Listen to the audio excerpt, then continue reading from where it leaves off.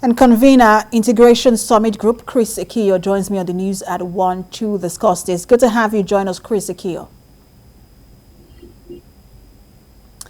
Now, so on the back of demands made by NSAS protesters last year, the presidency or the federal government has now approved an increase of 20% in take-home pay of police personnel. Now, when you look at 20%, it does look like the right step in the right direction, but for someone who earns 50,000 naira, 20% is just a move by 10,000 naira to 60,000 naira. So talk to us about what you make of this, and if you think that this scratches the surface in terms of police welfare and just boosting the morale of police personnel.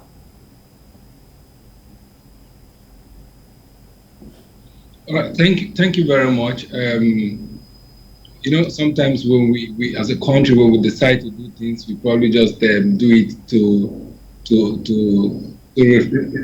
should I say respond now to the yearnings of people. What the government has done is to just say, okay, we have done something about what the people are saying. It's not because they think it's justified. And truly, like you said, if someone gets a 20% increase on 50,000, it doesn't make any sense to an increment. It's probably just an increment that will not solve the problem that the can start. And of course, in these Nigerians we're talking about.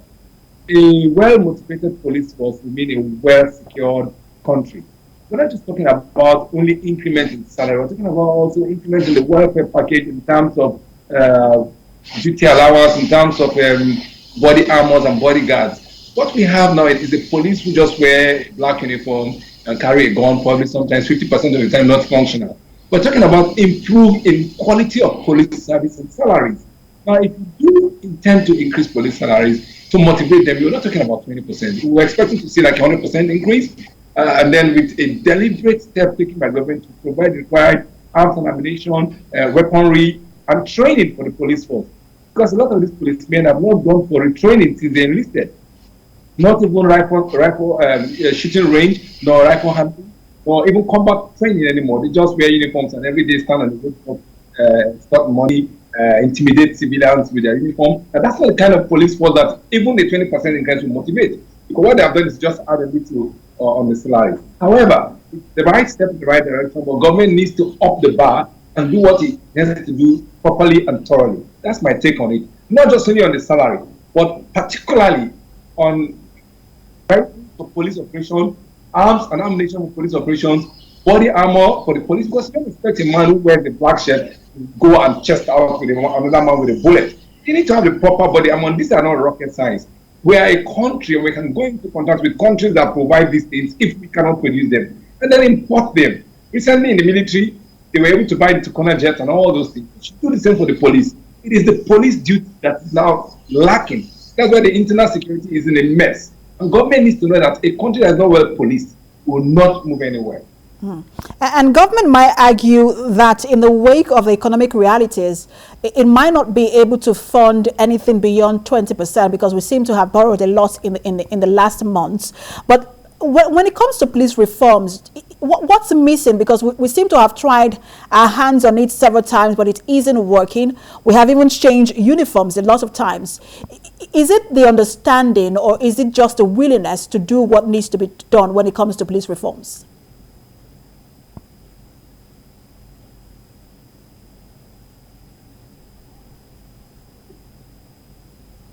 Can you hear me, Chris Ekiyor? No, this is simple. Okay. First, heads needs. Yes, I can hear you. Can you hear me now? Go ahead. Go ahead. I'm responding to what you have just said. Okay. You know, heads need to roll. If the top echelon of the police force gets away with just taking kickbacks from the subordinates downstairs, there will be an indiscipline in the force. If you know, look at the pay of the politicians. Look at the pay of those in the MDAs and special parastatals like in the NMPC and all of that. The police is like that. It's supposed to be one of those parastatals that is well motivated, well paid. Policemen should have homes to retire to after I had this work with a proper motivational healthcare, post-service insurance arrangement. Now, if you put those in place and you activate the right things like policing is done elsewhere, more people with sane mind will join the police force. 70% of those in the police just see it as another job since there's no other job to do. I can tell you that what they do is just go busting Yahoo boys, get some money out of it. They're not motivated to do policing. In other countries, when you want to join the police, your character is put to question, your family history is put to question, your background is put to question, your educational status is put to question. You must be intelligent, you must be smart, you must be willing to think out of the box, you must be patriotic to country. Those are some of the criteria you need. Not always one politician to submit name. My brother wants to join the police. Now they're going to recruit 10,000 persons. Before you say Jack, politicians have hijacked the process and have nominated their family members into the police force. You have policemen who are just there because they're either officers who are just there because they are privileged to have been nominated by a politician or a police superior officer who is their godfather. Not people who join the police because it's a career for them. And then you have people who think that when they get into the police and they are now CPs and above, they can sit down and then wait and do a wound dressing of it, talk outside, and interiorly on the ground, a lot is happening. A lot of VIPs care for policemen. We don't need to have policemen attending to VIPs if the country is secure. Senators should work freely without having policemen. What I'm saying is that to recalibrate what you're talking about, heads must rule in the police. People must be held accountable. State commissioners of police, AIGs, DIGs should be given matching order and be watched closely to discipline their subordinates who are breaching the laws. I agree that there must be checkpoints, but what they have now is just a toll gate. You should have checkpoints where you check for crimes and criminals and stolen vehicles and appropriate behaviors on the highway. Not a point that when you get there, they don't care what you have, just drop money and then you pass the toll gate.